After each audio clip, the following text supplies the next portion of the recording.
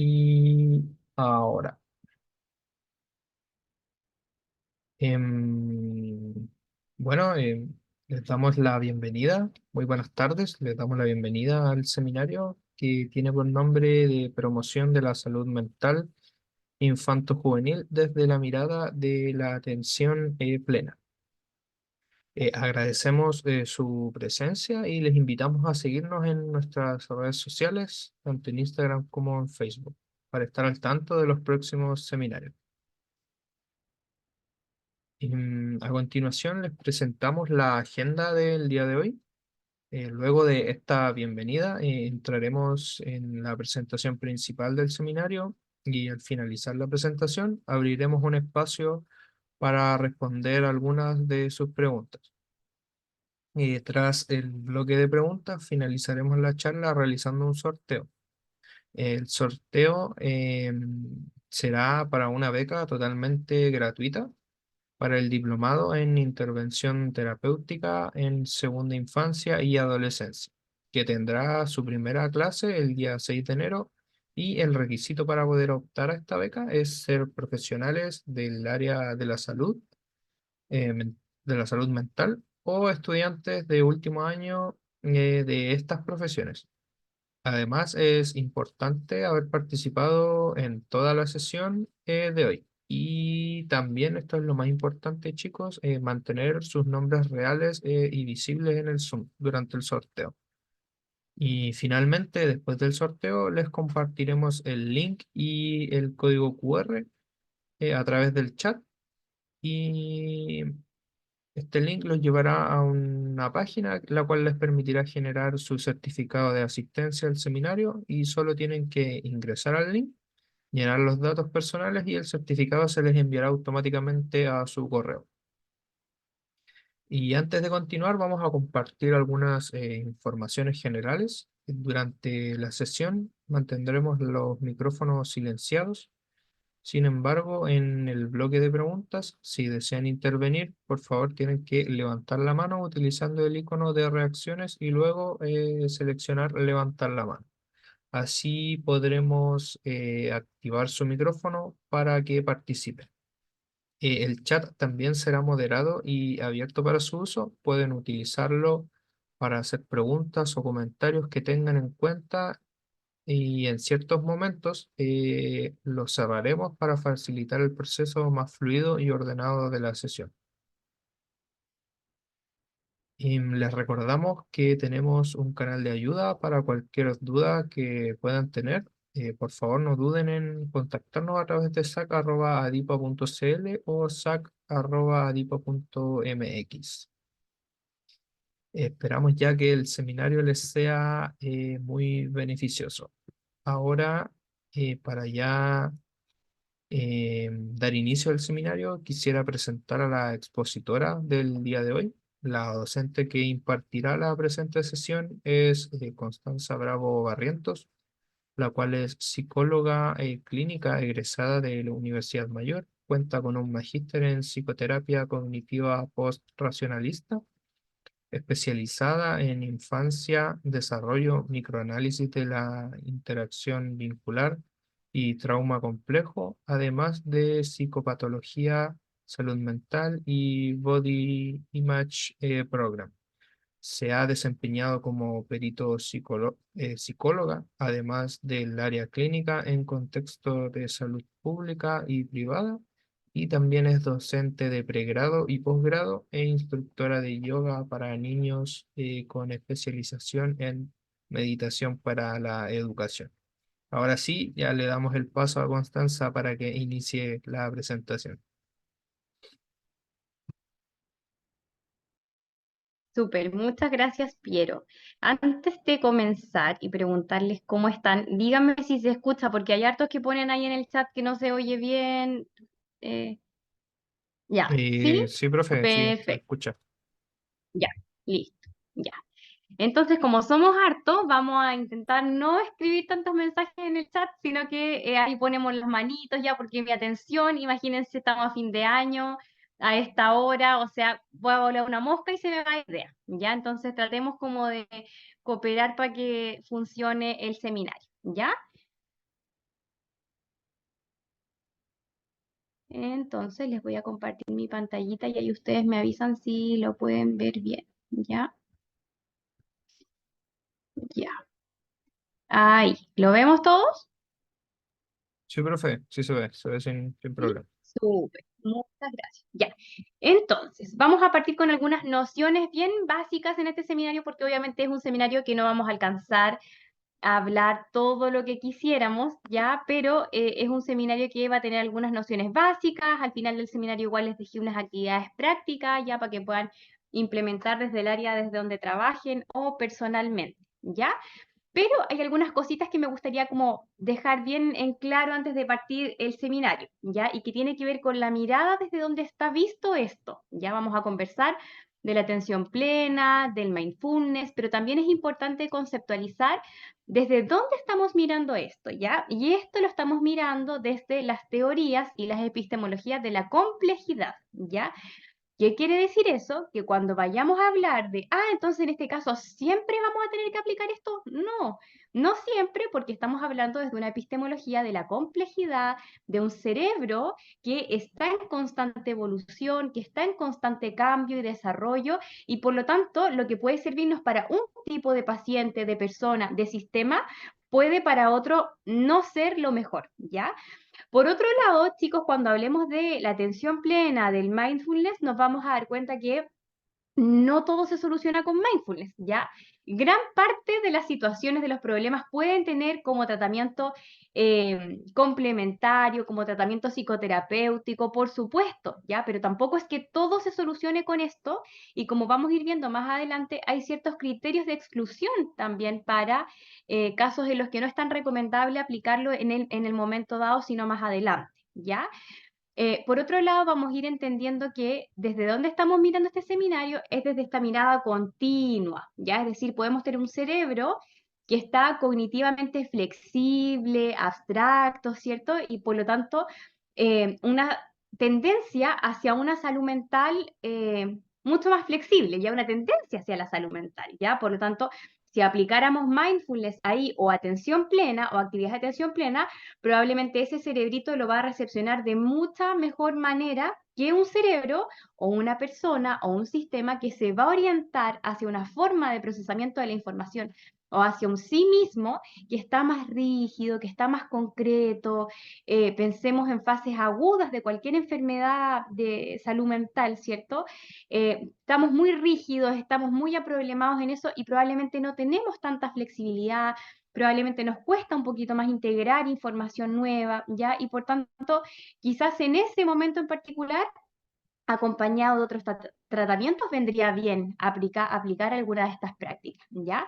Entonces vamos a ir viendo que esta forma de procesar la información en los seres humanos vamos a verla desde un continuo, ¿ya? Podemos tener un ser humano que está muy organizado en este momento, muy flexible, muy armónico, muy abstracto, pero ocurre un accidente o un evento traumático en su vida y de pronto está más rígido, más desorganizado, ¿ya? Entonces, esto nos movemos en un continuo, ¿ya? ¿Cuál es como la idea, de, en el fondo, poder promover la salud mental en base a prácticas que conlleven la atención plena? Que desde pequeñitos vamos ayudando a este cerebrito chiquitito que está en desarrollo, que finalmente pueda ir teniendo mayor flexibilidad y abstracción, por supuesto, de acuerdo a la etapa evolutiva en la que se encuentre, ¿ya? Entonces, más o menos para allá vamos. Algunos de los aspectos importantes es que a los 3 años, ya este cerebro, el que les comentaba, tiene un 60% de desarrollo, ¿ya? Y alrededor del 60% de su desarrollo va a depender de dónde nace y quién lo cuida, y el bebé solo va a nacer con el 22% de su cerebro desarrollado, ¿ya? Es muy importante hablar de cerebro, y hoy día no nos podemos extender en eso, pero es muy importante hablar de cerebro cuando hablamos de atención plena, ¿ya? Porque hoy día las investigaciones que se tienen respecto del desarrollo cerebral, eh, se han hecho muchísimos estudios respecto de los beneficios que las prácticas desde muy pequeñito hacia cómo vamos avanzando en las etapas de desarrollo, de los beneficios sobre las prácticas de atención plena, de mindfulness, ya de estar conectado con este momento presente. Bueno, entonces, más bien vamos a entender este seminario desde esta mirada evolutiva, ya desde esta mirada de crecimiento, desde esta mirada de desarrollo, y desde esta mirada un poquito más flexible y abstracta y no tan solo en una etiqueta, ¿ya? No tan solo en algo que es determinante. Bueno, entonces otro de los conceptos importantes que tenemos que cuestionarnos es, ¿qué es el tiempo? ¿Ya? ¿Cómo influye el tiempo en nuestras vidas? ¿Por qué el tiempo pasa tan rápido o por qué pasa tan lento? ¿Ya? ¿Podemos controlar el tiempo? Son algunas preguntas que nos dejamos. Y entonces comenzamos a ver que tenemos pasado, que tenemos presente y que tenemos futuro, ¿ya? Por supuesto que alguien que está totalmente anclado al presente, 100%, por supuesto que, ¿qué creen ustedes? ¿Vamos a estar en flexibilidad o vamos a estar rígidos nuevamente en el presente? La idea de esto finalmente es que aprendamos nosotros, como la persona, el terapeuta, independiente del rol en el cual cada uno de ustedes se desempeñe, a movernos primero desde la perspectiva de la persona y también con las personas con las que trabajamos, aprender a movernos en estas orientaciones temporales con flexibilidad, ¿ya? No en el momento presente todo el tiempo, ¿ya? Gran parte de él probablemente es muy recomendable, ¿ya?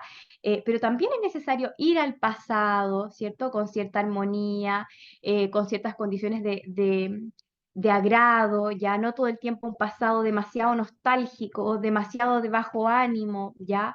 Por supuesto que también tenemos que ir al futuro, ¿ya? Para tener metas, ¿ya? Para proyectarnos en ciertas cosas que queremos en nuestras vidas o que queremos alcanzar en el proceso de psicoterapia también, ¿ya?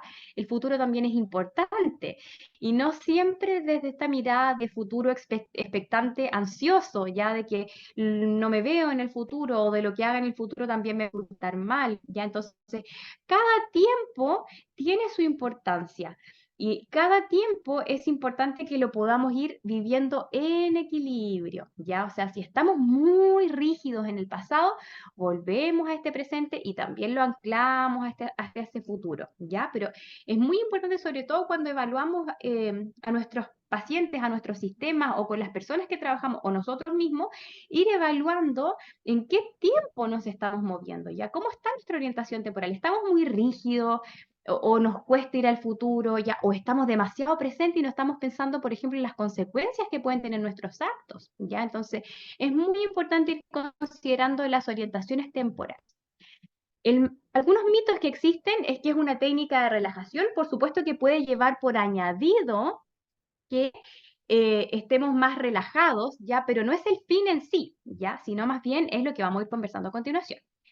¿Es un fenómeno de culto? No es un fenómeno de culto. ¿Es para escapar o trascender de la vida ordinaria? Ahí cada quien le da el sentido que quiera, ¿ya? Si quieren de mayor trascendencia, si quieren para aumentar su salud física, su salud emocional, ¿ya? Pero lo que vamos a ir aprendiendo es que el mindfulness más bien es esta mirada compasiva de nosotros mismos y de los demás, ¿ya?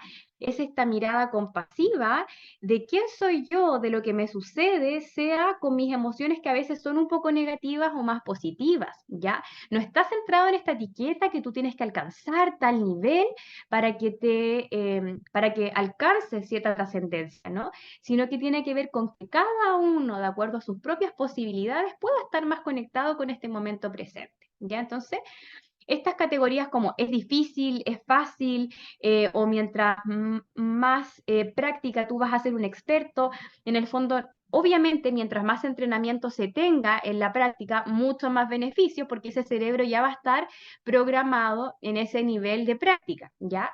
Pero eso tiene que ver con que el objetivo del mindfulness no es alcanzar un nivel de experto comparado con alguien externo, ¿ya?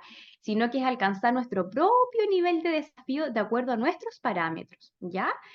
Tampoco es la panacea, ¿ya? Lo que les decía, como que todo lo vamos a solucionar con mindfulness, tampoco, ya probablemente como forma de vida viene muy bien, ya acompañando los diferentes estresores y crisis evolutivas que pueda tener cada persona, ya así como también situaciones traumáticas que probablemente en un primer momento tal vez no va a servir tanto, sino más bien acompañado de otras formas de tratamiento. ¿Ya? Entonces existen diversas definiciones sobre qué es, pero podríamos decir en palabras simples que es estar en el momento presente, en el aquí y en el ahora, dejar esta mente en calma, ¿ya? Y tiene su origen en la filosofía oriental, ¿ya? Entonces tiene que ver con esta conciencia pura y que en la cultura occidental la vamos a entender como mindfulness, ¿ya? O atención plena. Entonces es este estado mental innato que hace a que prestemos atención de forma intencionada a lo que ocurre en el aquí y en el ahora. Y esto es lo que les contaba, ya con una actitud que es curiosa, con una actitud que es amable, con una actitud que es abierta, ya. No con una actitud en la que yo estoy, ay, no, no estoy pudiendo lograr, ay, no me estoy pudiendo meditar, no estoy pudiendo lograr esto. No, es concentrándome y estar pendiente que estoy teniendo ese pensamiento, pero es dejarlo a un ladito y volver a conectar conmigo desde esta forma curiosa, abierta y amable, ¿ya? Porque es importante tener esta actitud mindfulness en los procesos de terapia o en los procesos que llevemos a cabo con las demás personas. Fíjense que es esta actitud curiosa, ¿ya? Es esta actitud abierta, es esta actitud amable hacia lo que te ocurre, ¿ya? No desde la crítica, ¿ya?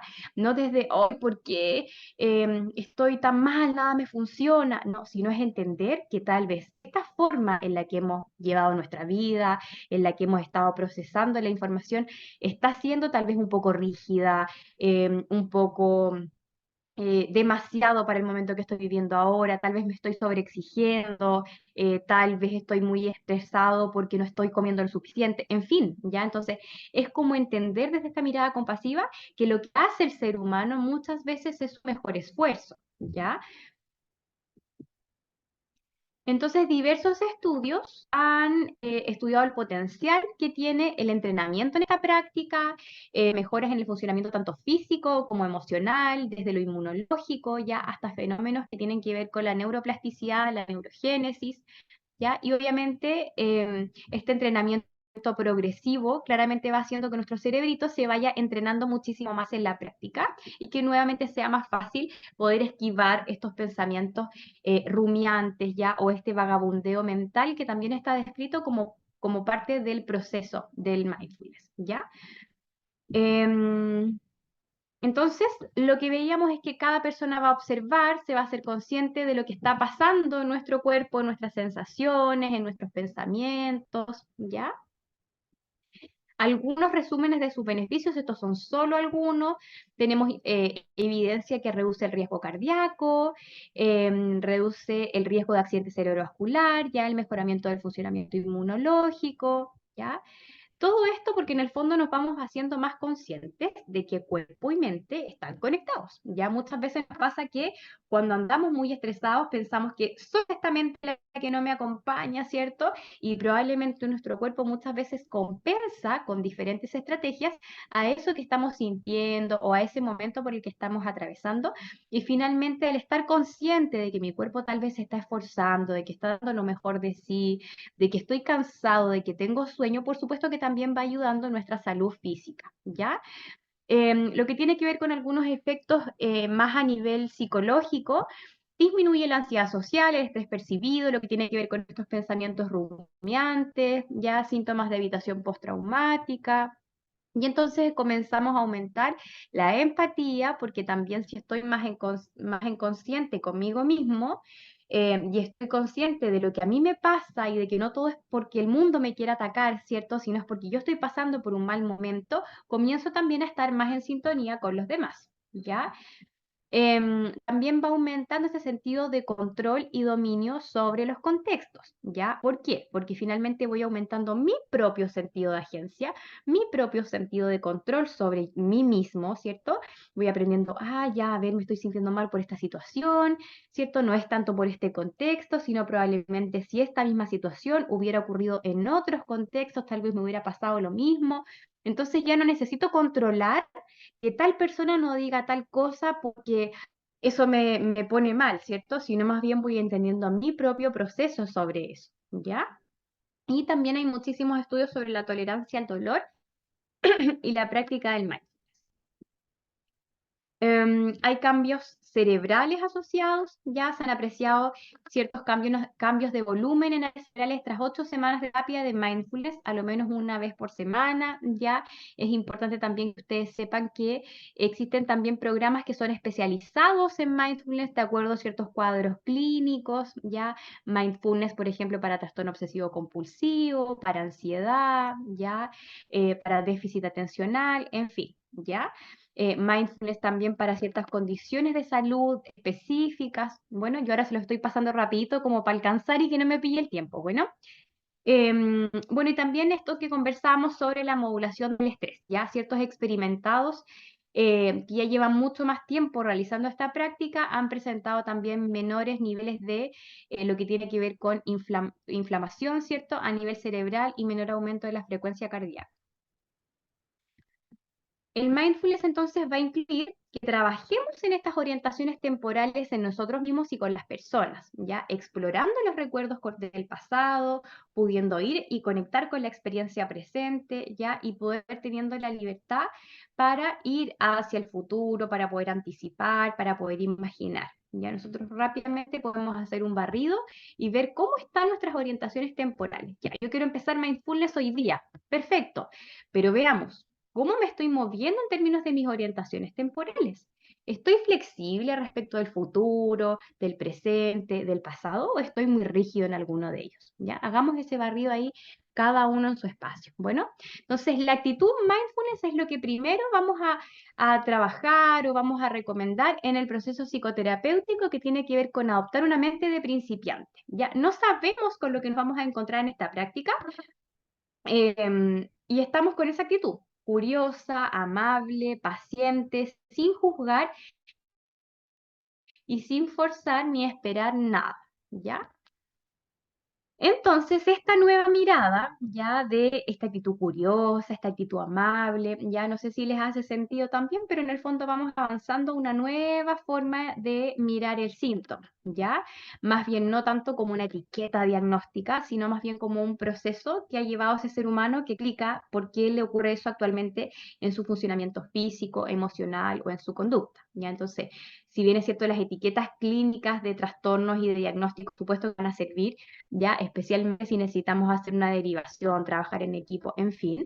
Pero para efectos del tratamiento es muy importante considerar el proceso evolutivo que ha ido teniendo esa persona, ¿ya? Y ese síntoma. ¿Cómo se explica ese síntoma en la persona con la que estamos trabajando o en nosotros mismos, ¿ya? Entonces, la esencia del mindfulness, vamos a tener prácticas que son formales y prácticas que son informales, ¿ya? Las prácticas formales generalmente van a tener técnicas de meditación y el objetivo principal entonces es el entrenamiento de nuestra atención por medio de elementos de anclaje, ya que va a ser donde vamos a depositar la atención, y estos elementos de anclaje pueden ser las sensaciones corporales, vamos a ir a experimentar cómo se siente nuestro cuerpo, movimientos corporales, cómo se está moviendo y estoy focalizado en eso, y la respiración, ¿ya? Esos tres pueden ser nuestros elementos de anclaje y generalmente van entre la respiración y las sensaciones corporales, ¿ya? Hay una relación que también no vamos a hablar mucho más de esto en este ratito tan cortito que ya se nos va acabando un poquito más el tiempo, pero sí es importante conocer que existe también cierta relación entre cómo yo he aprendido a moverme en las orientaciones temporales y los patrones de apego con los que yo he ido creciendo, ¿ya? Entonces, la forma en la que yo he ido aprendiendo a establecer mi sistema de cuidado de bebé, de niño, con mis figuras significativas, mis figuras de apego en este caso, también me da ciertas orientaciones respecto de cómo yo he ido aprendiendo a moverme en el tiempo. Ya es decir, obviamente alguien que se orienta, porque no vamos a hablar de un patrón seguro por siempre, ya entendiendo que obviamente a veces hay crisis, situaciones traumáticas que van a hacer que un niño puede pasar de un patrón de apego seguro, por ejemplo, es decir, que su sistema de cuidado le permite expresar sus necesidades básicas, afectivas y emocionales porque sabe que eso va a ser satisfecho ya de alguna u otra manera. Y supongamos que tenemos este niño que está seguro, ¿cierto? Que explora, que tiene curiosidad, que demanda, que manifiesta estrés especialmente, pero supongamos que pasó una situación traumática en su vida y nos vamos dando cuenta que ya no está tan seguro, ¿ya? Me dan un pequeño cachito.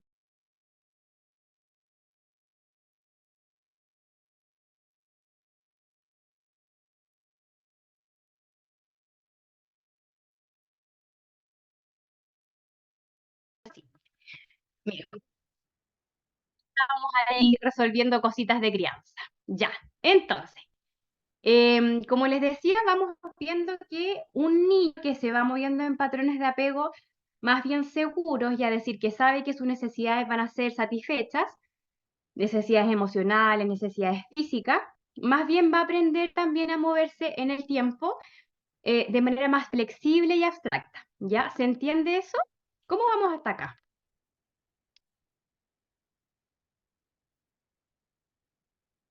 Súper.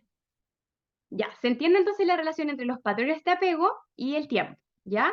Obviamente, cuando tenemos patrones de apego que se orientan hacia lo desorganizado, es decir, hacia la rigidez, la concretud, quien me debería cuidar es quien me hace daño, ya respecto a este sistema de apego, vivo en constante estrés de ser agredido, por ejemplo. Obviamente, mi forma de moverme en las orientaciones temporales puede ser muy rígida en alguna de ellas, ¿ya? O moverme en alguna de ellas de forma muy desorganizada, ¿ya? Por ejemplo, vivir solo en el presente sin medir las consecuencias de mis actos, ¿ya? Acciones que tienen que ver con la devaluación del medio, por ejemplo, consumo de sustancias, ya buscar la conexión con el momento presente, pero incluso llegando a tener acciones que van contra el cuidado de mi propio cuerpo o de los demás, ya, por ejemplo, ese es solo un ejemplo. Entonces, aunque es especialmente evidente, en la infancia la conducta de apego caracteriza a los seres humanos desde la cuna hasta la tumba, ¿ya? Es decir, tenemos un patrón de apego que no es una categoría diagnóstica, pero que sí nos permite esta continuidad en nuestra forma de vida, ¿ya? Entonces, una gran pregunta, ¿cuántas cosas hemos hecho en piloto automático? ¿Ya? ¿Cuántas cosas hemos hecho en piloto automático y no nos hemos ido dando cuenta que lo estamos haciendo? ¿Ya? O no estamos conectados con ese momento presente y ahí rápidamente hagamos ciertas asociaciones. ¿Cómo tengo que haber aprendido yo desde muy chiquitito a haberme movido en estas orientaciones temporales para hoy día estar yendo demasiado rápido, estar intentando controlar el tiempo, o estar apegado al pasado, o estar exigiéndome demasiado en este futuro, ¿ya? Nuevamente allí vamos generando significados, cada uno en nuestras cabecitas, ¿cierto? Y vamos pensando cómo nos vamos moviendo en estas orientaciones temporales y la forma en la que hemos ido aprendiendo a vivir eso desde que somos muy pequeñitos hasta ahora. Hay ciertas cosas que también debemos valorar y es que el mindfulness no va a estar tan recomendado cuando tenemos a esa persona en su fase aguda de cualquier cuadro clínico, ¿ya? Es decir, por ejemplo, tenemos una persona que está con psicosis, con delirio, está en esa fase de angustia sin tratamiento y demasiado ansioso, y ese excesivo contacto con mis sensaciones corporales o con mi cuerpo, sobre todo si no está teniendo un tratamiento, puede ser incluso iatrogénico, ¿ya? Porque voy a estar conectando con mi cuerpo cuando no estoy teniendo un adecuado acompañamiento sobre eso, ¿ya? Por ejemplo, también personas que han vivido situaciones traumáticas y queremos inmediatamente realizar una práctica de mindfulness, no va a ser tan recomendable sin antes haber realizado un tratamiento y estar pudiendo, por ejemplo, de forma complementaria, estar haciendo esa práctica, ¿ya? Entonces vamos a valorar que si esta persona realiza mindfulness o lo vamos a hacer en la sesión, que esto no vaya a conllevar un riesgo para sí mismo y para los demás, ¿ya? Si, por ejemplo, fuese en un contexto grupal, ¿ya? Y que el problema que está atravesando esta persona no es extremadamente serio, ¿ya? Es decir, que esto ya lo estamos haciendo quizás no en una primera sesión, sino en una quinta, ya que ya conocemos cómo funciona esta persona, que por otro lado sabemos que esta práctica que vamos a realizar con esta persona va a tener un sentido, por qué es bueno para esta persona y por qué no en otra, ¿ya?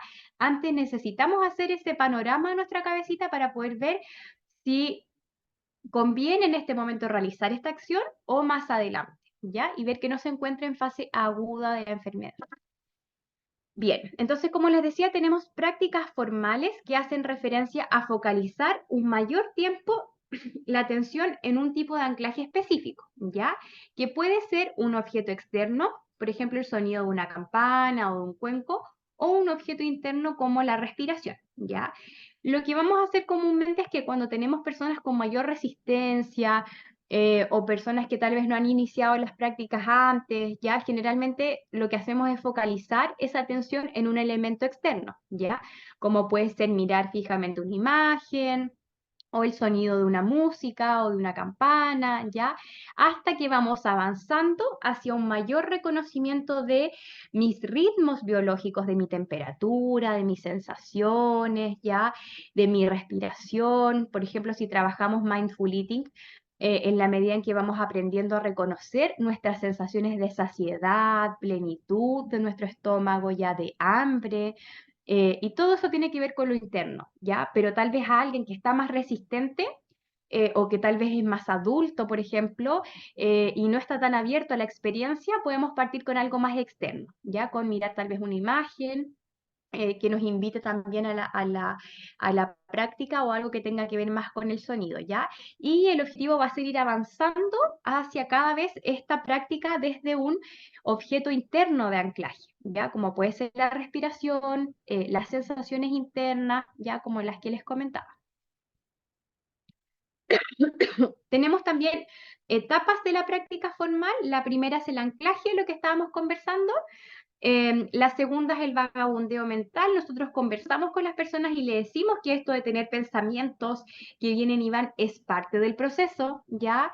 Que esto de sentir que hoy estoy perdiendo mi tiempo, no me estoy pudiendo concentrar, es parte del proceso, ¿ya? Y se considera como tal. La tercera etapa es la toma de conciencia de esto, que estoy pensando, que estoy rumiando, ya que estoy en este vagabundeo mental.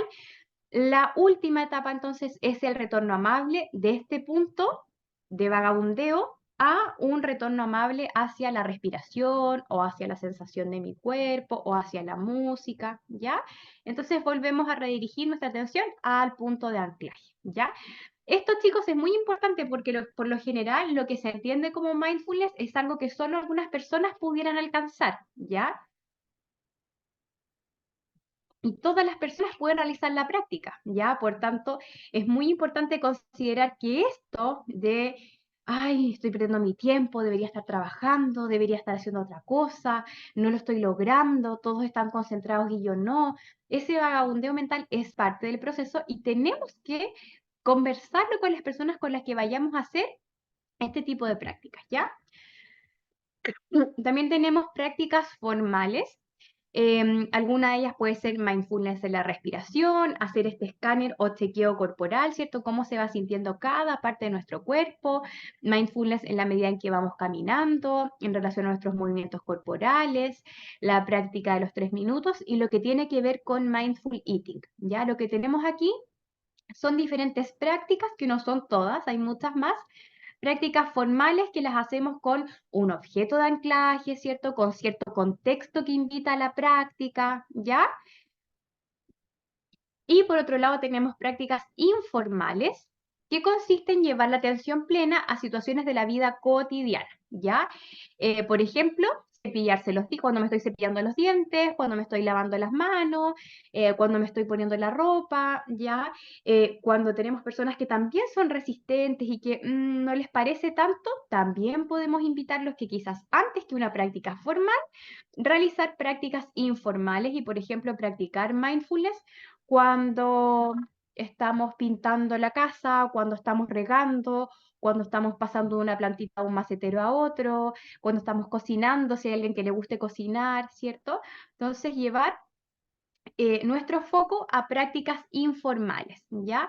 Como tal vez una primera medida, luego ir avanzando a la práctica formal con un objeto externo, hasta una práctica formal con un objeto interno, ¿ya? Que tiene que ver con el reconocimiento de nuestras propias sensaciones y necesidades. Bien. Lo que tiene que ver con la visualización para la amabilidad es una actividad que tenía, ya, pero no sé cómo vamos a andar con el tiempo. Entonces voy a avanzar y si alcanzamos, la hacemos, ya. Si no, yo les cuento de qué se trata para que ustedes ahí la puedan realizar, ya. Entonces, en resumen, ¿por qué hablar de mindfulness o de atención plena nos va a ayudar a ser un promotor de salud mental? Sobre todo en la población infanto-juvenil, porque nos va a ayudar a poder conversar y a poder trabajar desde muy chiquititos lo que es la regulación emocional, ya que no es el control de nuestras emociones, sino es la regulación, es decir, lo que siento, lo que me pasa, por qué me pasó lo que me pasó, por qué reaccioné así, ¿cierto? En que cuando somos muy pequeñitos necesitamos la regulación desde un adulto, ¿ya? nos va a dar herramientas para enfrentar el estrés y la ansiedad, ya desde que somos muy chiquititos. Y obviamente si tenemos esta práctica desde que somos pequeñitos y vamos avanzando en eso, imagínense cómo seríamos todos si hubiéramos tenido estas prácticas desde que somos muy pequeños. Nos va a ayudar también a mejorar nuestra concentración y enfoque, ¿ya? Porque ya dejamos de tener esto. ¿A cuántos de nosotros nos ha pasado que estamos haciendo algo y eso se nos olvidó, o estamos haciendo algo pero con mil cosas más en la cabeza, ¿ya? Precisamente esta práctica lo que nos ayuda es ir mejorando nuestro foco y por tanto ir desarrollando un mejor funcionamiento en nuestras habilidades cognitivas, ¿ya? A mejorar el manejo del estrés, ¿ya? A mejorar el autoconocimiento. Cuando a mí no me gusta algo, ¿cómo se manifiesta eso en mi cuerpo? Cuando algo es con agrado en mi cuerpo, ¿ya? Y obviamente este fomento una relación saludable, amorosa y armónica con nosotros, ¿ya? Lo que tiene que ver con una mejora de la conciencia interpersonal, cómo se sienten los demás con cosas que yo hago, ¿ya? Em, la prevención de problemas de salud mental, ¿ya? Lo que tiene que ver con mejoras en el sueño, mejoras o la disminución de reducción de comportamientos que son problemáticos, ¿ya? Porque nos vamos dando cuenta que este niño no es mañoso o impulsivo porque quiere hacerlo, ¿ya? Sino que porque tal vez está cansado, porque tiene hambre, porque tal vez ha estado solito en la casa todo el día, ¿ya? Entonces vamos ayudándonos en esos diferentes desafíos.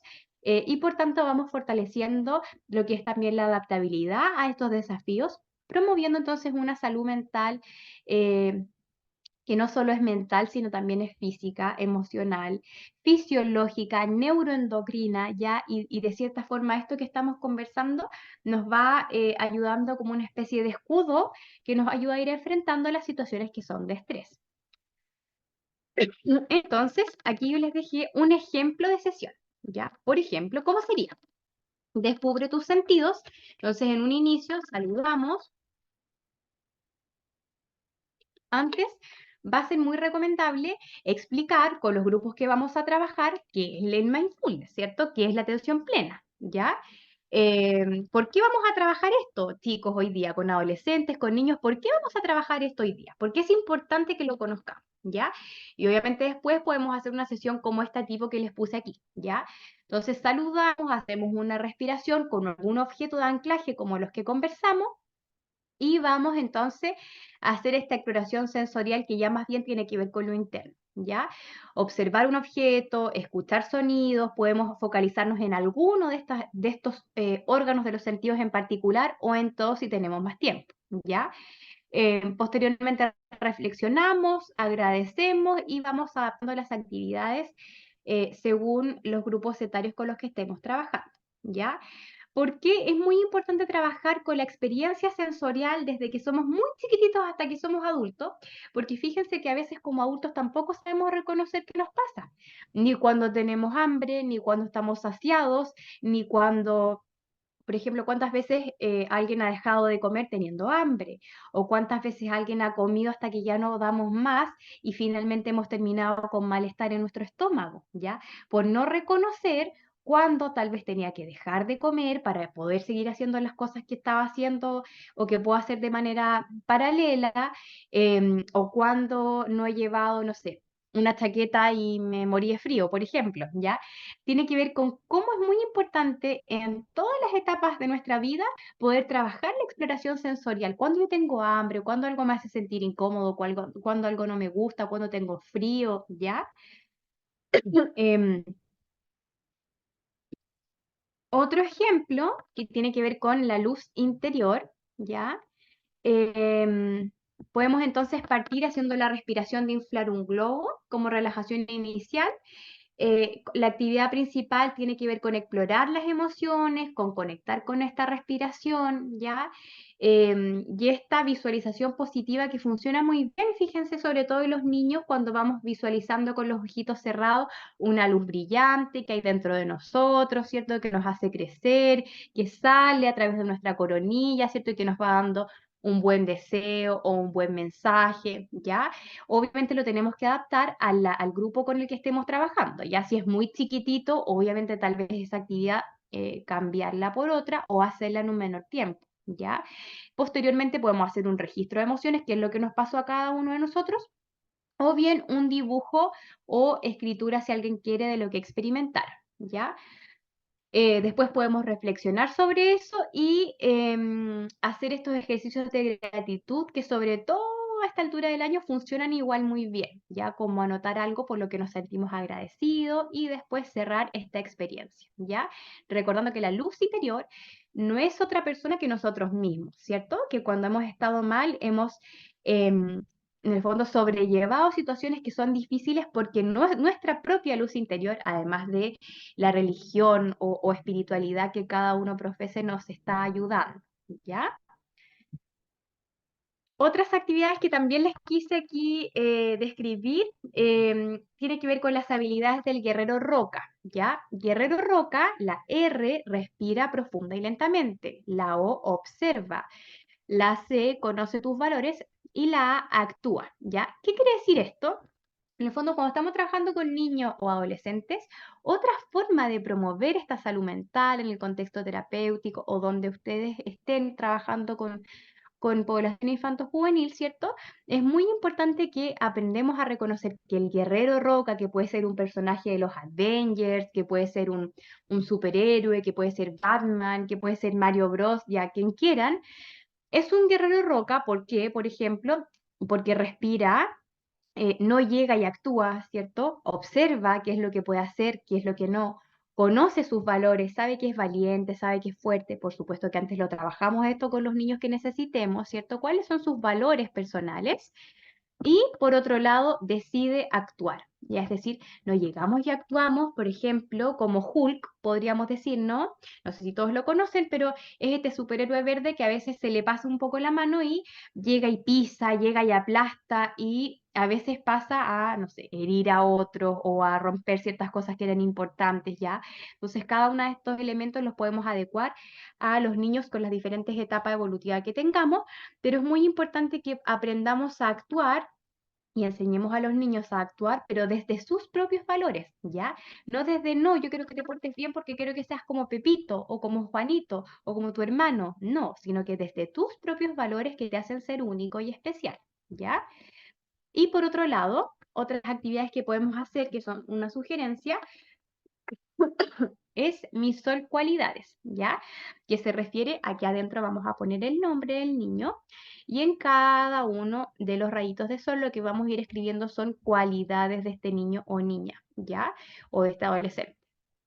Y finalmente los vamos a ir trabajando de forma metafórica, que no todo el tiempo estamos en sol, ¿ya? Es decir, no todo el tiempo tenemos momentos buenos que son de disponibilidad, de poco estrés, sino que al contrario, hay momentos que son de lluvia, hay momentos que son de estrés y ahí es cuando podemos utilizar estas cualidades para ayudarnos a estar más en contacto con nosotros mismos desde esta atención plena, desde este mindfulness y poder resolver situaciones que son difíciles o complejas, ¿ya?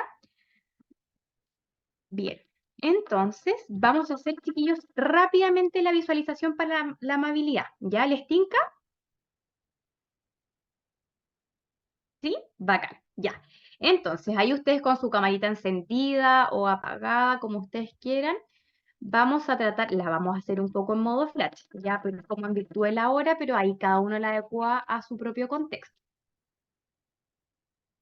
Entonces, vamos a intentar bajar nuestra intensidad y tomar entonces una postura que sea cómoda, ¿ya? Podemos intentar también llevar nuestros piececitos en contacto con el suelo, nuestra espaldita que esté apoyada, ¿ya? Adoptar una postura cómoda para poder hacer esta visualización. Y yo se las voy a decir para que ustedes la hagan, ya no está aquí escrita, ¿ya? Y vamos a ir poco a poco cerrando nuestros ojitos y vamos a inhalar profundamente 3 veces y vamos a recordar que las inhalaciones son por la nariz y la exhalación por la nariz, ¿ya?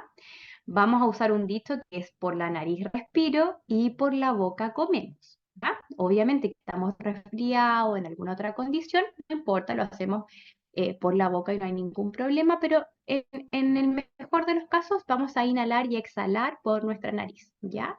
Entonces, habiendo tomado esta postura cómoda, vamos a inhalar profundamente por nuestra nariz. Inhalo, exhalo,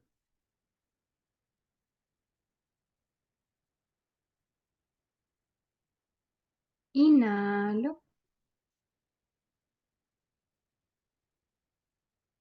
exhalo,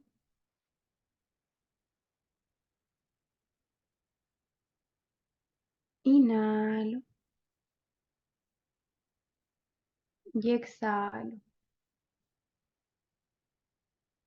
Y voy a buscar, mientras estoy con mis ojitos cerrados, algún recuerdo que tenga donde yo esté profundamente feliz, donde te estés riendo a carcajadas, un momento que haya sido muy, muy, muy alegre y feliz y que ojalá pudiera ser lo más pronto, o lo más cercano al tiempo en el que estamos hoy día.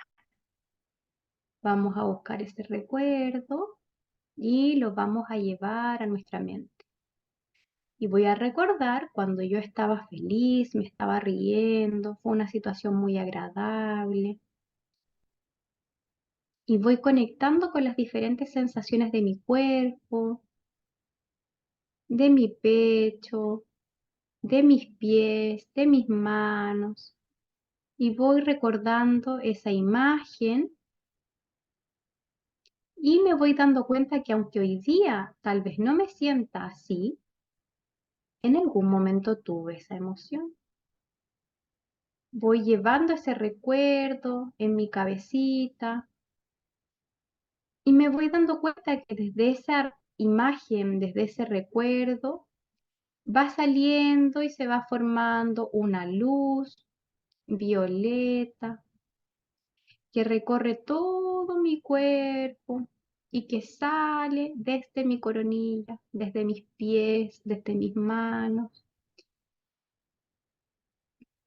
y recorre todo mi cuerpo. Y mentalmente comienza a aparecer una frase que la voy a repetir mentalmente y que dice: quiero ser feliz, estar sano y fuerte. Esa frase comienza a aparecer más veces en mi mente: quiero estar feliz, estar sano y fuerte. Y comienzo a estar con esta lucecita violeta que me acompaña, con esta energía de alegría que me nutre desde esta imagen. Y mentalmente voy repitiendo: quiero ser feliz, estar sano y fuerte. Me voy dando cuenta cómo esta energía de amor, de gratitud por este recuerdo sale por cada parte de mi cuerpo, repitiendo mentalmente: quiero ser feliz, estar sano y fuerte. Y me permite llevar esta luz hacia la habitación en la que estoy. Y yo veo cómo sale esta luz de esta habitación y sale hacia afuera y conecta con todas las personas que yo quiero para que reciban esta hermosa energía de luz y amor.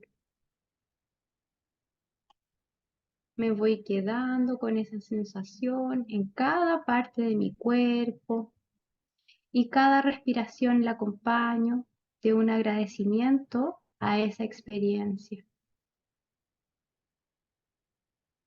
Vamos a inhalar profundamente como lo hicimos al inicio, 3 veces, para, de acuerdo a nuestros tiempos, retornar lentamente a la actividad.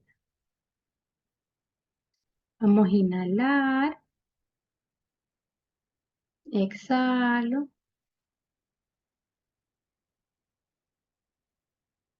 inhalo, exhalo,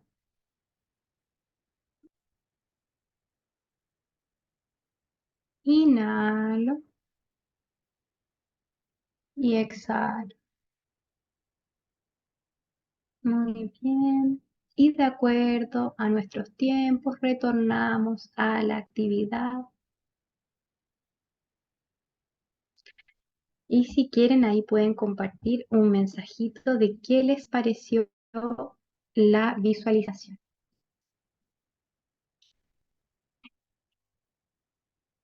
Si quedamos con esa energía positiva, si quedamos con esa amabilidad.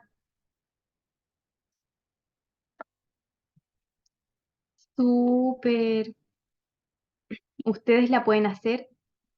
Me costó encontrar el recuerdo. Ustedes la pueden hacer mucho más larga con ustedes mismos. ¿Y por qué es muy bonita esta visualización?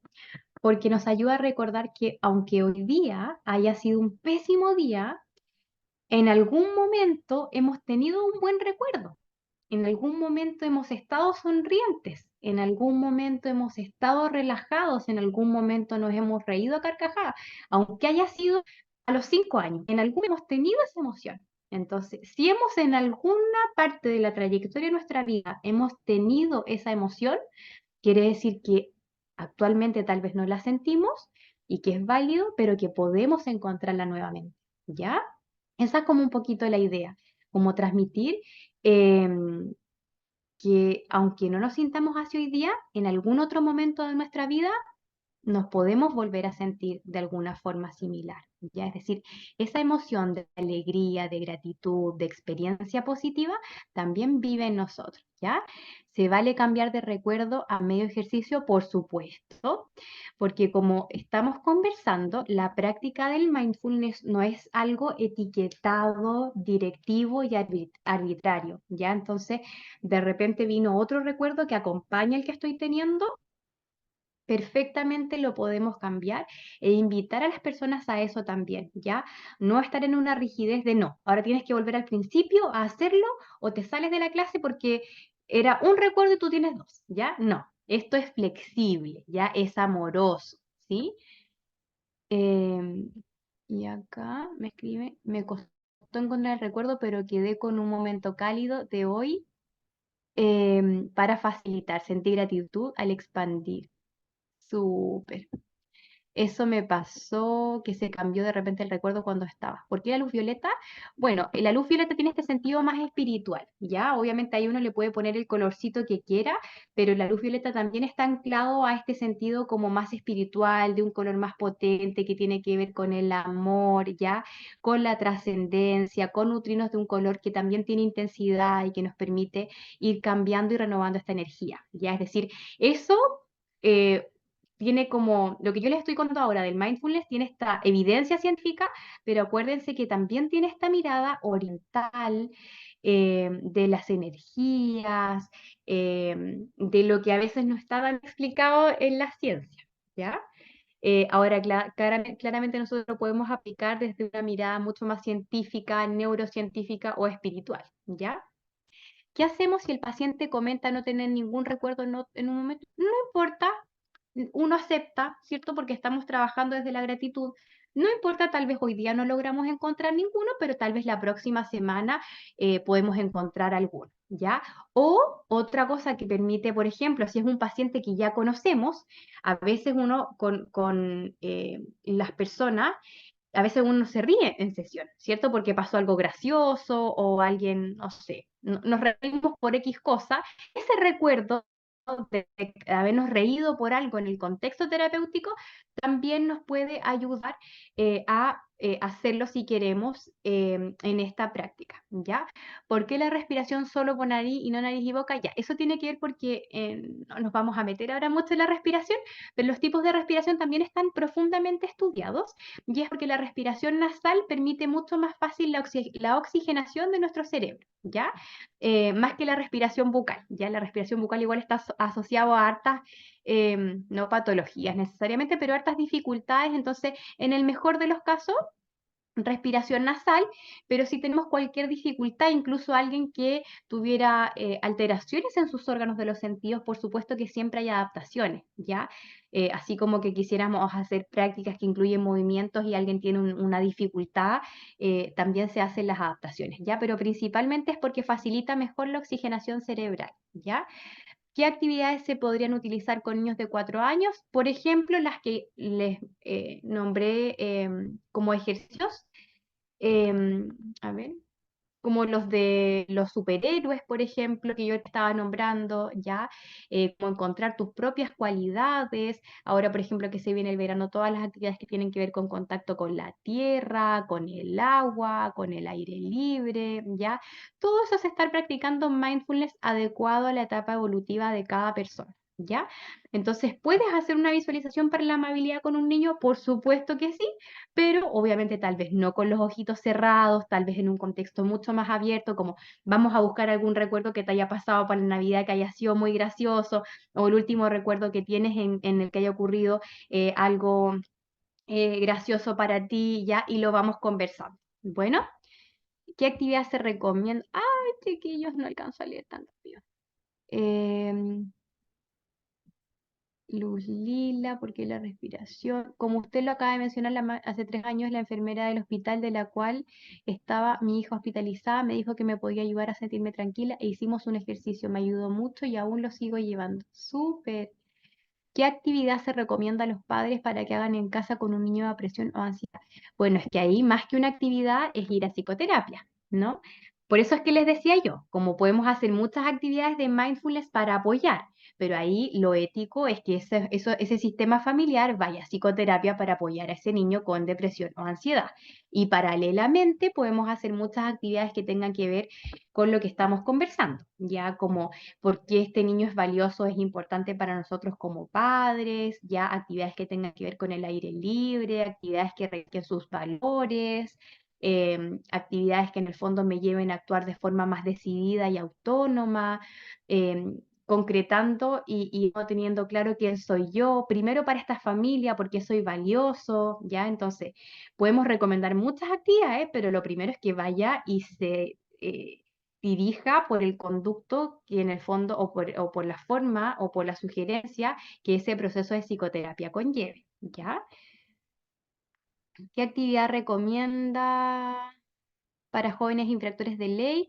Bueno, para los jóvenes infractores de ley en el fondo también se puede aplicar mindfulness y todo lo que he estado conversando. Ya, obviamente allí considerar que si lo hacemos en una modalidad grupal, esto no vaya a llevar a cabo un riesgo para sí mismo, para los otros, como yo les decía anteriormente. ¿Ya?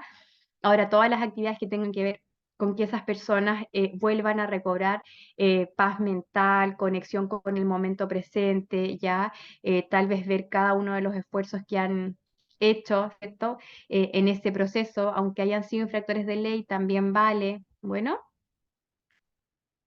em, ¿qué hacemos en las cualidades SOL cuando el paciente tenga resistencia a pensar en sus cualidades? Por ejemplo, con baja autoestima. Claro, súper buena pregunta, Antonio. Ahí en el fondo el objetivo es que obviamente uno ha trabajado con estos pacientes antes. Por eso es que yo les decía que no es llegar y que yo vengo a conocer hoy día, hola Antonio, ¿cómo está ya? Hagamos tus SOL cualidades. No vale así, ¿cierto? Vale con que yo haya trabajado ciertas sesiones con ese paciente y por lo menos en el contexto terapéutico yo me he dado cuenta que a las tareas que yo te he dado las has traído, entonces eres perseverante, llegas a las sesiones puntual, eres esforzado porque has estado lloviendo demasiado y has venido a la sesión. Has venido a la sesión un día a la 1 de la tarde, o sea, ya cada uno de esos factores, aunque las personas a veces no logren verlos, es nuestro rol como terapeuta poder encontrar y ver el vaso medio lleno respecto a ese paciente, ¿cierto? Entonces, aunque él tenga dificultades en pensar en sus cualidades, nosotros podemos irle ayudando, ¿ya? Y tal vez rellenar nosotros dos de los rayitos del sol, ¿cierto? E ir trabajando quizás la otra sesión otra, y quizás la otra sesión otra, y así como nos van a tocar pacientitos que en una sesión, en 1 minuto ya rellenamos todo el sol cualidades. ¿Te das cuenta? Porque tal vez el foco problemático no está ahí, ¿cierto? Entonces, en otros tipos de pacientes, niños o adolescentes o adultos, uno mismo, a veces uno se va a demorar meses en encontrar siquiera una cualidad positiva. Y eso también es un recurso, y eso es parte del proceso, y eso es individual según cada persona, ¿ya? Eh, Esto serviría para casos... Ay, espérenme que no logro ver, se me arranca el... Profe, Si gusta, podemos pasar a la dinámica de las preguntas, Yo ya que es había que, pasado. claro, no, sí, pero es que ellos tienen que levantar la mano en el icono de reacciones y Ah, para ya, ir ya, abriéndole los micrófonos. ya. Sí. No estoy aplicando mindfulness hoy día, chiquillos, perdón, estoy demasiado punchy, así que ya, Así que démosle los nomás. que, claro, Ya, los que quieran hacer una consulta, levanten la mano en el icono de reacciones y yo les voy dando el pase para que activen sus micrófonos y hagan la pregunta. ya, súper, hagámoslo así. Ahora vamos con Scarlett Toledo. Ya. Hola, buenas tardes. Quisiera saber si esta estrategia de la visualización para la amabilidad nos sirve también, por ejemplo, con niños que tienen trastorno del espectro autista o un trastorno de un déficit atencional con hiperactividad, si se puede utilizar de la misma manera o si debemos tener en cuenta algunas otras cosas al momento de intentar aplicarla. Ujú. Ya, súper. En condición de espectro autista, dependiendo del funcionamiento del niño, ¿ya? Dependiendo de si ese niño está compensado en su condición o no, ¿ya? Si es un niño que está muy desorganizado, muy reactivo, muy intenso, tal vez no es lo más recomendable y tal vez, por ejemplo, partir con actividades que sean más sensoriales, siempre y cuando ese eslabón del procesamiento sensorial también esté compensado, tal vez sería una buena idea, ¿ya? Partir con actividades que tengan que ver con el contacto con la tierra y el olorcito de eso, o cuando yo estoy regando y estoy a patita pelada y eso me relajó, ¿ya? Dependiendo también ya adecuándolo a la edad del niño, ya probablemente un niño con condición de espectro autista de 4 años no enganche para nada con una actividad como esta, ¿ya? Así, un niño tal vez de 15 pudiera también resultarle interesante, pero dependiendo del funcionamiento de ese niño y del contexto, ¿ya? Si hay un niño que también tiene un nivel de abstracción en su condición, que también le permite alcanzar esto de cómo llevar una imagen mental a mi cabecita y sacar esto de la luz y todo, siempre y cuando a ese niño le resulte y tú te des cuenta en otro tipo de actividades que esto puede ser beneficioso para él, totalmente recomendado, ¿ya? Pero de lo contrario, por el nivel de concretud que muchas veces se tiene, y muchas veces, además, el niño está desorganizado dentro de su condición, es decir, estoy muy errático, llego y tengo juegos que tal vez no son tan organizados, ¿cierto? Y paso de uno a otro, tal vez no es lo más recomendable, ¿ya? Para niños con déficit atencional está súper recomendado, pero también la misma como sugerencia, ¿ya? Y que es que esté organizado dentro de su condición, es decir, que cuando lo vayamos a hacer no sea en una primera sesión donde el niño está buscando qué cosa hay dentro de esta oficina o qué vamos a hacer hoy día o que te viene recién conociendo, ¿cierto? Sino en la medida en que ya ha aprendido porque va al psicólogo, porque va al terapeuta, ¿cierto? Como paso a paso. No sé si con eso respondo un poquito. Sí, sí, muchas gracias. Súper, ¿ya?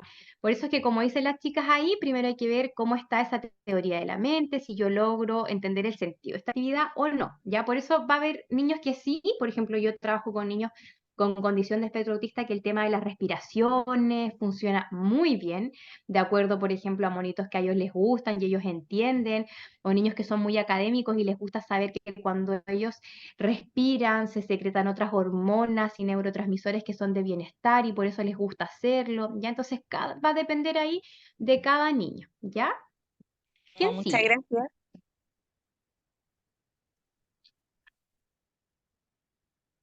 Hola, soy Scarlett.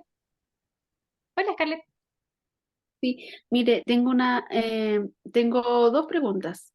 Una, primero, ¿se podría practicar mindfulness con personas con adultos mayores que, ejemplo, estén con algún tipo de, no sé, ansiedad? No sé si se podría Ujú, practicar con ellos.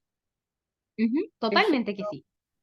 ujú, Ujú. ya. ¿Y la otra? Y y la otra es, ejemplo, ¿qué pasa en el caso cuando, ejemplo, no sé si de las praxias ideatorias o idiomotoras que no se pueden, ejemplo, las personas no pueden hacer, no pueden entenderlas? ¿Cómo se podría aplicar en ese caso? ¿Te refieres como a hacer una visualización con alguien que no entiende el sentido de eso? ¿Sí? Ya.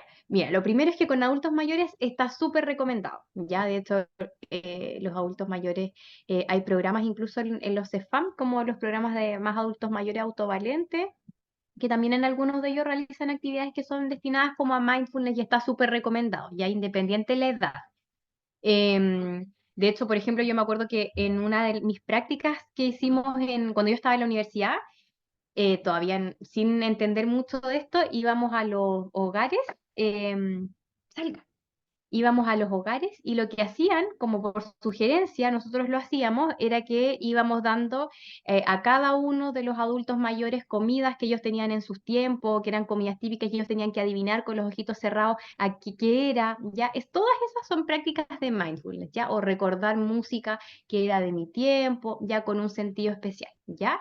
Y lo otro es que claramente actividades y prácticas de atención plena tenemos que adecuarlas según las necesidades específicas que tenga ese paciente. Ya claramente en ese caso, si el paciente no va a entender a qué me refiero yo con esta actividad, no es para nada recomendable y más bien podemos hacer prácticas de mindfulness o de atención plenas como los que yo les contaba, ya como me cepillo los dientes y estoy consciente, me estoy comiendo una naranja y estoy sintiendo su sabor, o me estoy comiendo esta agua con hielo y estoy sintiendo lo helado que está, o me estoy poniendo este guaterito y está calentito y estoy conectado con esa sensación, y ya con eso tenemos nuestra práctica, ya.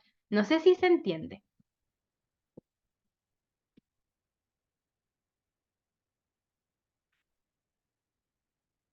No sé si con eso, Scarlett, logro responder tu pregunta.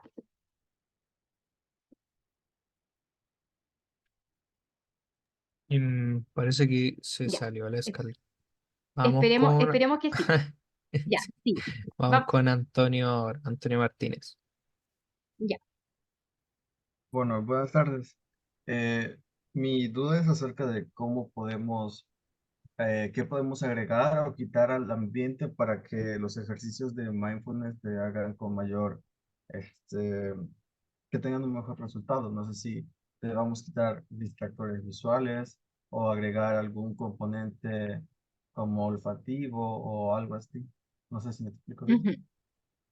Sí, súper buena pregunta. Ya, Antonio, eso va a depender de las características que tengamos con los grupos o con la persona que vayamos a trabajar, ¿cierto? Si es por ejemplo, un niño con dificultad o una persona con dificultad de atención, y además ponemos música, imágenes, olorcitos, ¿cierto? Textura, es demasiado estímulo, ¿ya? Entonces, si tenemos una persona que necesitamos focalizarla en esa actividad, tal vez los espacios que son más limpios, no en términos limpios visualmente, ¿cierto? Por ejemplo, a veces uno en la sala tiene juguetes, tiene la mesa, tiene la silla y cada una de esas tiene un color distinto, más el espejo, ¿cierto? Entonces, en ese caso sería más recomendable buscar otro espacio, incluso al aire libre de repente, un parque que no tenga mucho ruido en cierto horario e ir a hacer esa actividad allí, por ejemplo. ¿Ya? Entonces, obviamente aspectos como centrales allí son el tema de la temperatura, si es un lugar demasiado caluroso que no tiene ventilación, o que está en un lugar que tiene mucho ruido, ¿cierto? Lo vamos a hacer, la paciente está citada a la una, y a la una está todo el tema del tráfico, de las bocinas, de los autos, en fin, tenemos que buscar otro espacio. Entonces, como que la regla ahí sería por cada órgano de los sentidos, ver que no haya algo o que ese factor esté lo más controlado posible. Ya es decir, que en términos visuales ese espacio sea lo más cómodo posible, conociendo las características de esa persona, que táctilmente sea lo más cómodo posible para esa persona, ya que olfativamente sea más cómodo y así, ¿ya? No sé si con eso respondo un poquito.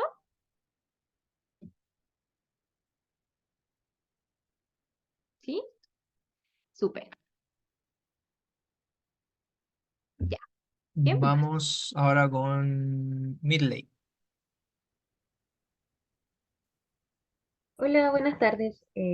Bueno, mi consulta es que usted mencionó que en personas que esté con psicosis, delirium, etcétera, no es recomendable hacer mindfulness. Pero ¿qué pasa con las personas que son muy aprensivas o con rasgos muy obsesivos, compulsivos o con problemas de despersonalización? Súper. Ya, mire. Entonces, mira, vámonos a esa diapositiva. Acá lo importante es que se puede hacer con personas que tienen esquizofrenia, por ejemplo, ¿ya? Pero siempre y cuando esté compensado en su condición o en su dificultad, ¿ya? Ay, no sé dónde lo dejé, pero acá. Entonces, si tenemos a alguien que tiene cualquier otro cuadro clínico, lo podemos hacer, pero siempre y cuando esté compensado en esa condición. Ya si tenemos a alguien que está demasiado rígido, rumiante, ansioso y no está con tratamiento psicoterapéutico y la práctica puede generar un mayor riesgo para sí mismo, ya porque, por ejemplo, no estamos en la práctica, en el fondo, yo no puedo controlar que esa persona no tenga pensamientos negativos sobre sí mismo. No puedo controlarlo porque la persona lo puede pensar. No sé si se entiende, ¿ya? Entonces, yo tengo que tratar de que las personas en modalidad grupal o individual con la que hagamos este tipo de prácticas esté compensada y equilibrada, ¿ya? Porque además si tiene pensamiento del tipo que sea, de psicosis, esquizofrenia, rituales, compulsiones, y no está con tratamiento, obviamente estar en contacto con mi cuerpo, con mi experiencia, con mi respiración puede ser un gatillante externo profundamente iatrogénico y generar cualquier otro cuadro clínico negativo, ¿ya? Entonces, más que yo lo dije como psicosis o esquizofrenia como ejemplo, ¿ya? Pero por ejemplo también puede ser alguien que sufrió una experiencia traumática y eso no ha sido tratado, o como alguien que tuvo una experiencia adversa, importante, o como alguien que sufrió una experiencia de abuso de larga data o inicial, o lo que fue relacionado con abuso y no ha tenido un tratamiento. Fomentar este contacto con mi cuerpo cuando eso no ha sido tratado puede ser también profundamente negativo, ¿ya?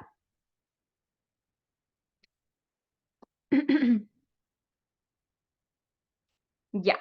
Y vamos a ir con no sé Vamos, si con eso respondí. sí, vamos con la última pregunta ya en honor al tiempo con Camila.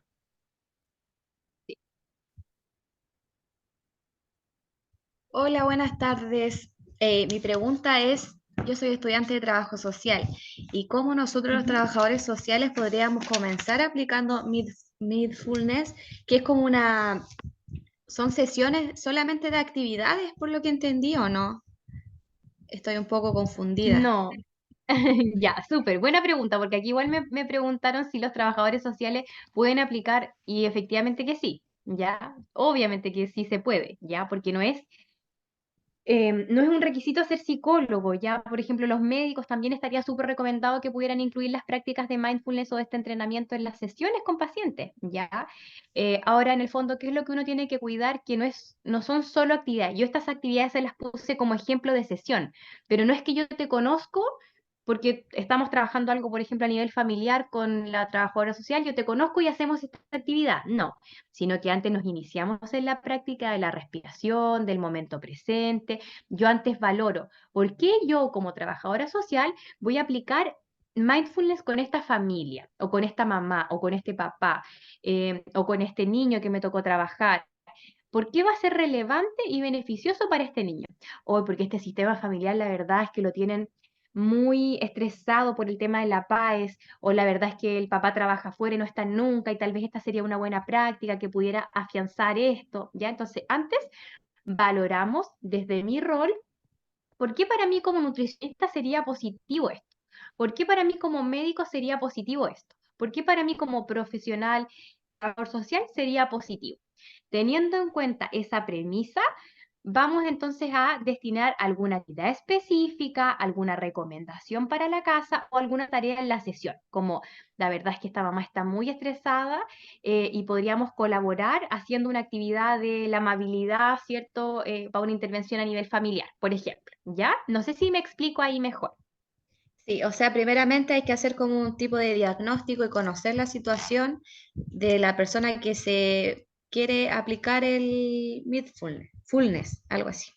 Totalmente, ¿Cierto? totalmente, ¿ya? Y uno sabe que como trabajador social uno aplica ciertas pautas o ciertos protocolos o una evaluación del sistema familiar, cómo son los roles, cómo son las dinámicas, y yo teniendo todo eso, voy a valorar por qué voy a aplicar esto con esta persona. Ya no es como que yo conozca y diga, uy, esta mamá está muy estresada, vamos a aplicar mindfulness, porque tal vez no va a tener el efecto que yo espero, porque esa persona no conoce de la práctica, no sabe a lo que me refiero, no ha tenido un una actividad previa de eso, ¿ya? Entonces siempre hago mi análisis y digo, ya, ¿qué va a ser beneficioso para esta mamá, para este papá, para este cuidador? Y hacemos alguna de las actividades en relación a lo que estábamos conversando para esa familia, ¿ya? Ya, depende de las necesidades. Muchas gracias. Exactamente. Súper. Y con eso estamos con las preguntas, chiquillos. Sí, ya en honor al tiempo terminamos la sesión de las preguntas. Ujú. Y bien, ahora les damos las gracias a todos por su participación en el seminario del día de hoy y también agradecemos a la expositora Constanza Bravo por su participación.